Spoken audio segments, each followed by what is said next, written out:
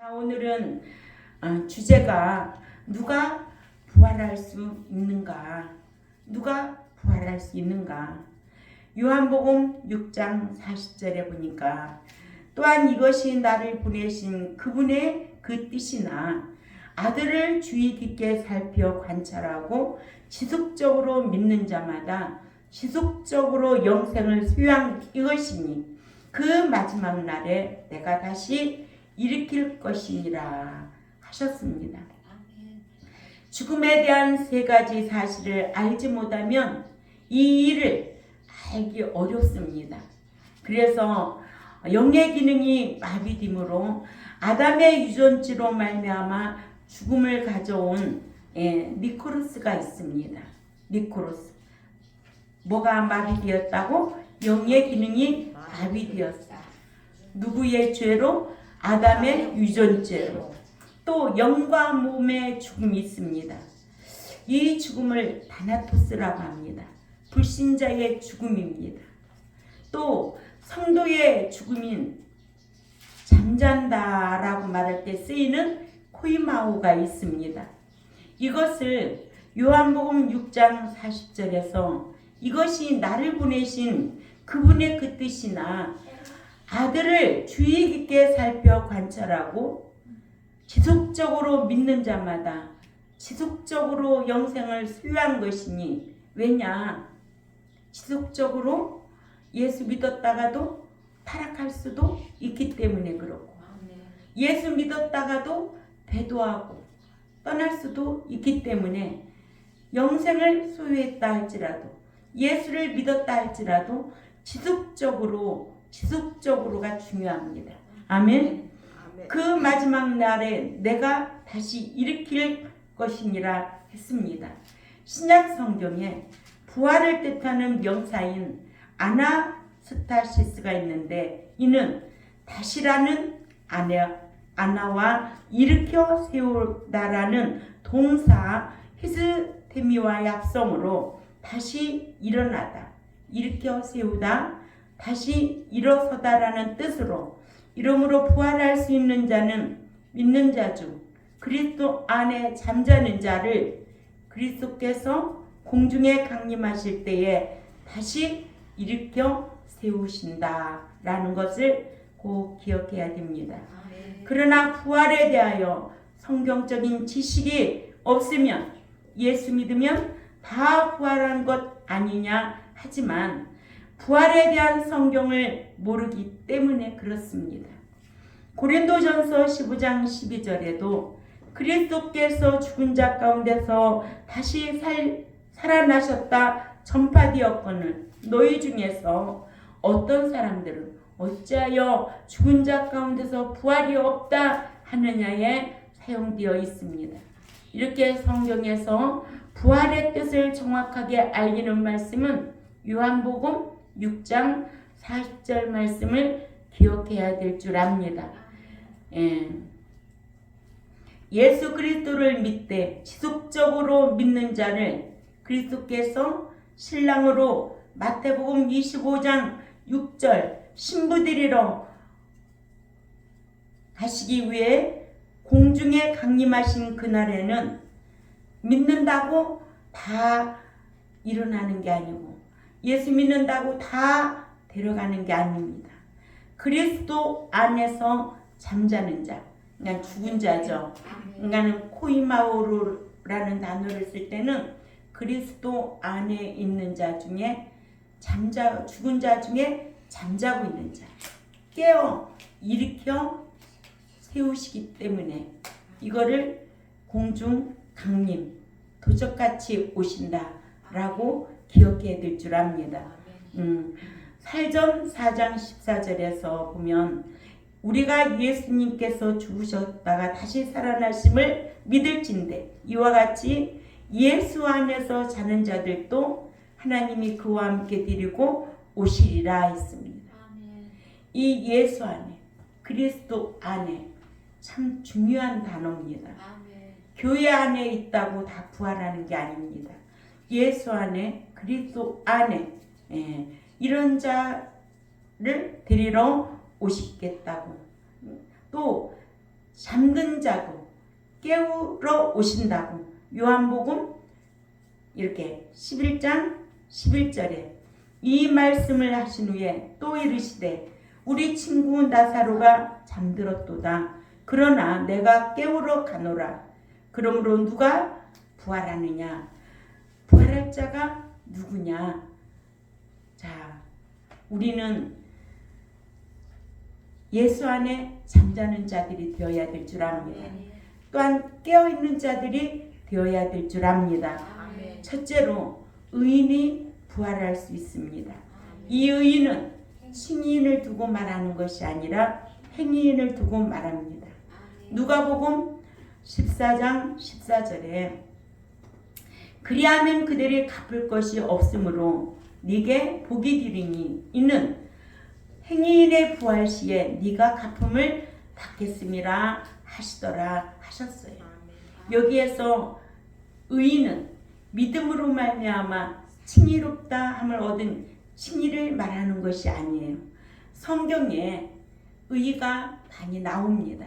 그럼 이것이 칭의인지 행위인지 분별할 수 있어야 되겠죠.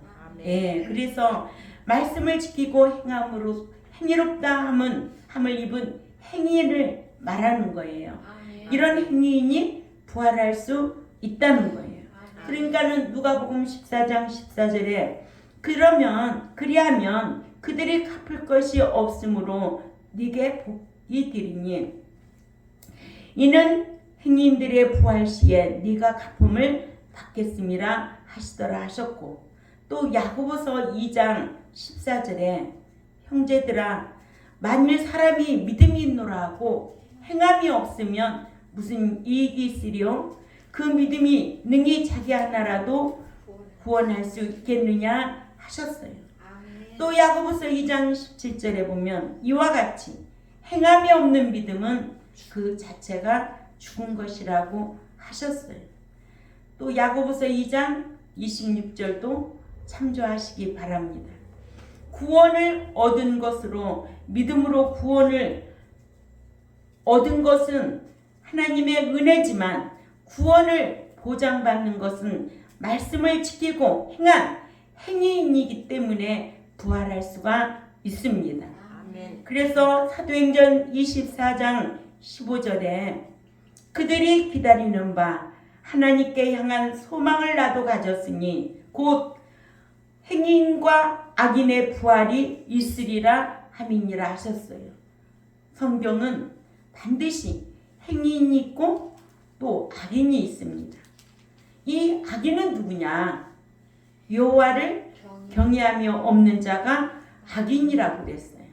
어디 말씀이에요? 에레미야 2장 19절. 그렇죠. 에레미야 2장 19절에 여호와를 경외함이 없는 자가 악인이라는 거예요. 아멘. 그러므로 요한계시록 20장 13절에 보면 바다가 그 가운데서 죽은 자들을 내어주고 또 사망과 음부도 그 가운데서 죽은 자들을 내어주매 각 사람이 자기의 행위 따라 심판을 받고라고 하여 예수 믿은 후에 여호와를 경외함이 없이 악을 습관적으로 행한 자가 있습니다. 요한복음 5장 29절에 악을 습관적으로 행한 자는 심판받기 위하여 둘째 사망 불못에 참여할 자들이에요. 예.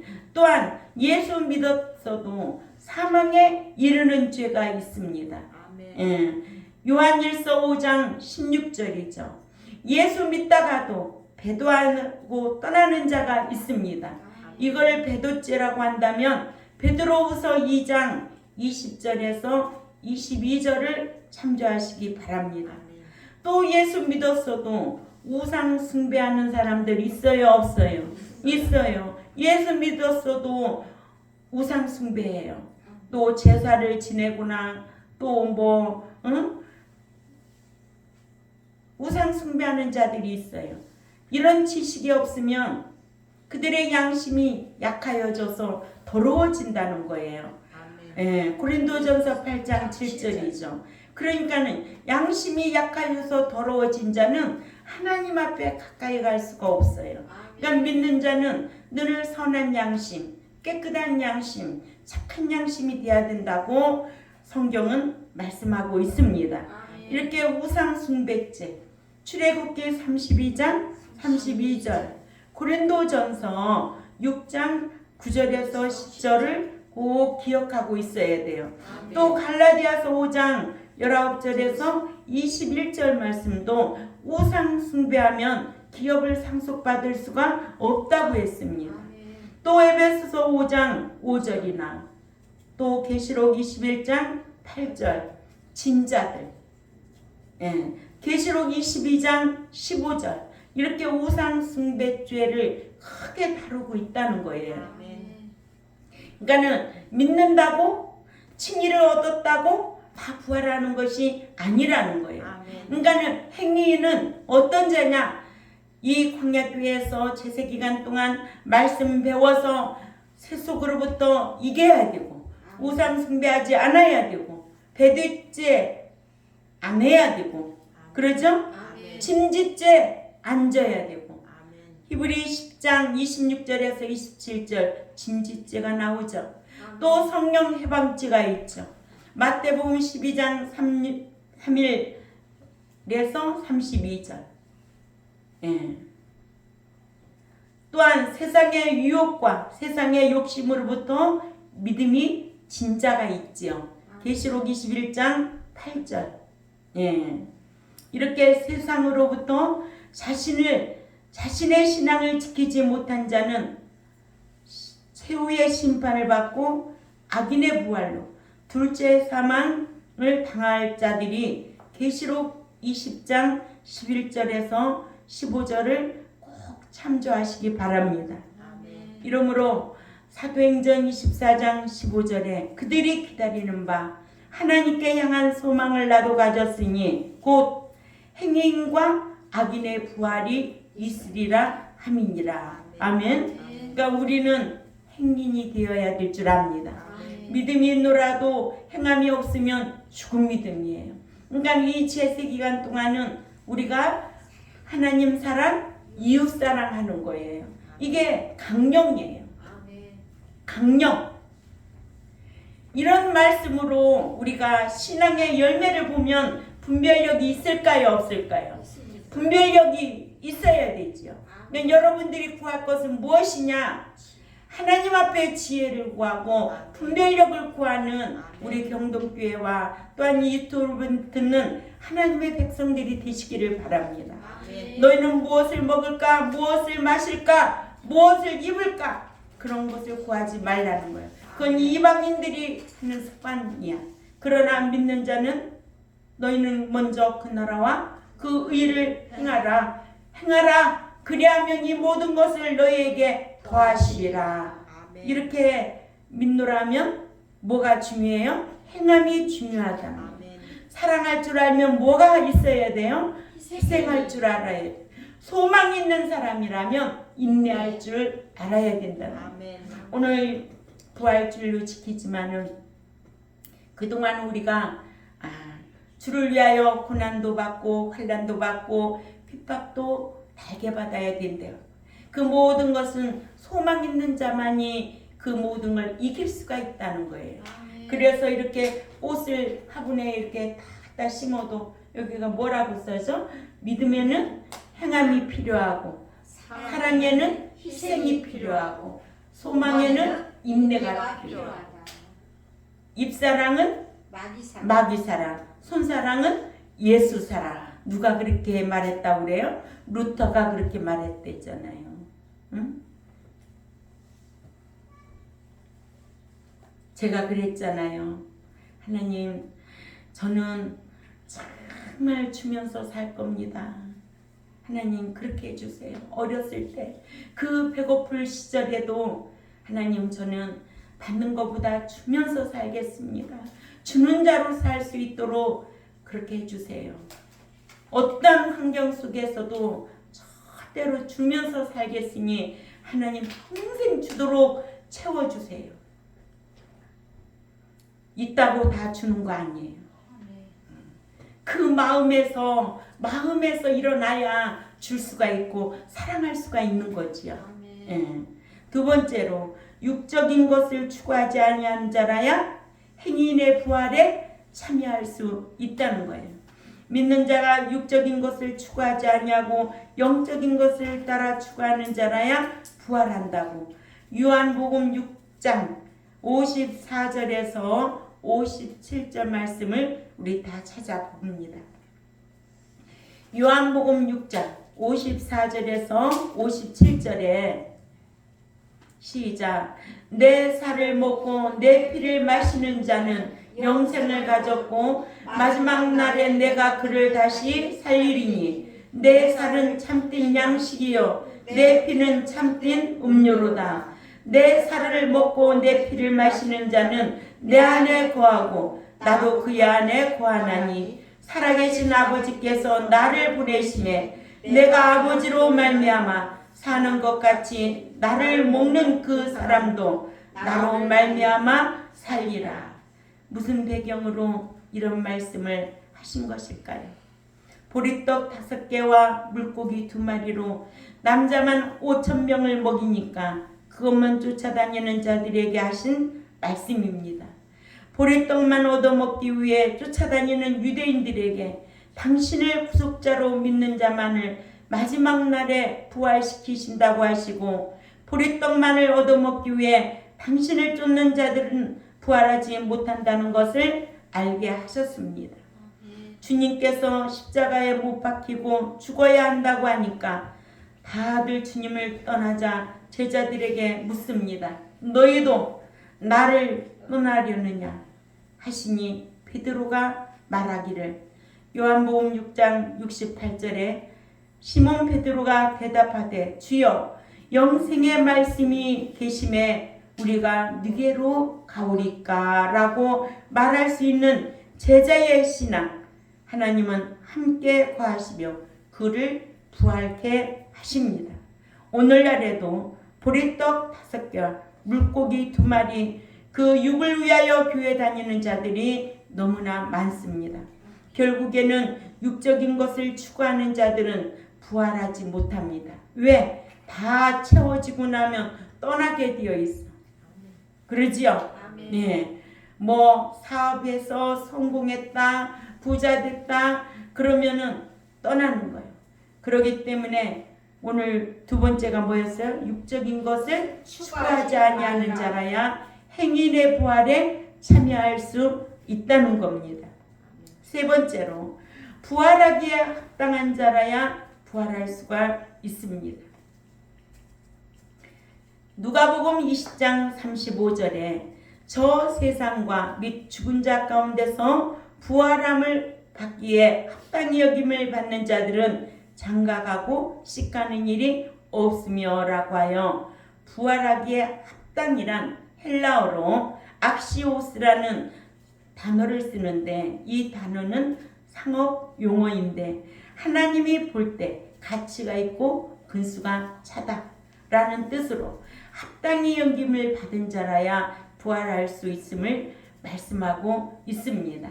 그러니까 누가복음 6장 35절에 오직 너희는 신앙의 대적자를 사랑하고 선대하며 아무것도 바라지 말고 빌리라. 그리하면 너희 상이 많을 것이요 또 지극히 높으신 이의 아들이 되리니 그 은혜를 모르는 자와 악한 자에게도 인자로우시니라 하여 부활 얻기에 합당한 자는 신앙의 대적자까지도 사랑하고 기도하는 자라고 하였습니다. 아멘. 네.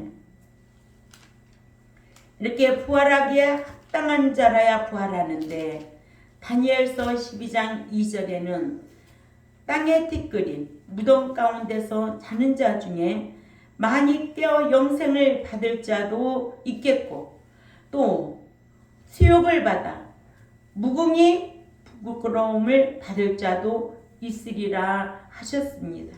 그러니까 신자의 무덤이라고 다 열리는 것이 아니고 신자의 무덤 중에서 열리는 무덤이 있고 열리지 않는 무덤이 있다는 것을 알게 하기 위하여 부활은 죽은 자 가운데서 부활하기에 합당히 입은 자들만 부활한다고 했습니다.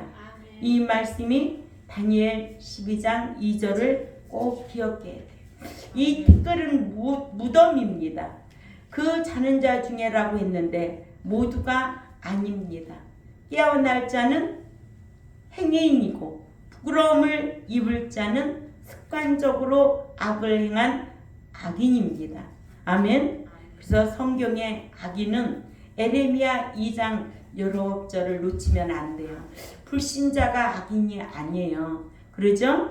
에레미야 2장 19절을 다 찾아 읽습니다. 시작. 네 악이 너를 징계하겠고 네 반역이 너를 책망할 것이라. 그런즉 네 하나님 여호와를 버림과 네 속에 나를 경외함이 없는 것이 악이요 고통인 줄 알라. 주 만군의 여호와의 말씀이니라. 아멘. 악인, 여호와를 경외함이 없는 자가 악인이었어. 근데 악인의 결과는 어떻게 되느냐고. 시편 1편 4절에서 5절이죠. 악인은 그렇지 않으며 오직 바람에 나는 겨와 같다. 그러므로 악인들은 심판을 견디지 못하며 죄인들의 의인들의 모임에 들어가지 못하리다. 아멘. 그래서 악인은 바람에 나는 뭐와 같다? 겨와 같고 회중에 들지 못한다고 하셨어요. 그래서 잠언 16장 6절에도 인자와 진리로 인하여 죄악에 속하게 되고 여호와를 경외함으로 말미암아 어디에서 떠난다? 악에서 떠나게 되느니라 했습니다. 이렇게 여호와를 경외하는 자는 악에서 떠난 자가 된다고 했습니다. 그러니까 욥이 악에서 떠난 자예요. 성경에 우리에게 이런 인물로 많이 교훈해주고 있잖아요. 그러죠? 우리는 성경을 매주 주일마다 와서 말씀을 배우고 가는 거예요. 사람 만나러 가는 거 아니에요. 여기에서 뭐 갯돈놀이 하는 것도 아니고 세상 말 듣는 것도 아니에요. 오로지 신의 계시의 말씀만 배우고 가는 곳이 교회예요. 여기에서는 말씀과 기도 외에는 아무것도 할 일이 없는 거예요. 자, 오늘 말씀의 주제가 뭐였어요? 누가 부활할 수 있느냐. 그렇죠. 누가 부활할 수 있느냐. 교회 다닌다고 다 부활하는 게 분명히 아닌 것을 성경이 증명해 주고 있습니다. 첫째는 행위인이 부활할 것이고 두 번째는 육적인 것을 추구하지 않는 자라야 행위인의 부활에 참여할 수 있고 세 번째는 부활에 합당한 자라야 부활할 수 있다는 거예요. 우리 경동교회도 또한 말씀을 지킨 행인이 되도록 힘써야 됩니다. 이런 부활주일이 오면 자기 신앙을 다시 한번 회복할 수 있는 그런 계기가 되어야 될 줄 압니다. 그래서 유튜브를 듣는 하나님의 백성들도 교회 다닌다고 다 부활하는 것이 아니구나. 응? 부활하기에 합당한 자가 있구나. 행인이 들어가는구나. 믿노라 하면서도 행함이 없으면 좀 믿음이구나. 교회 다니는데 육적인 것만 추구하고 사업이 목적이고 성공이 목적이고 그것 때문에 교회 다니는 게 아니에요.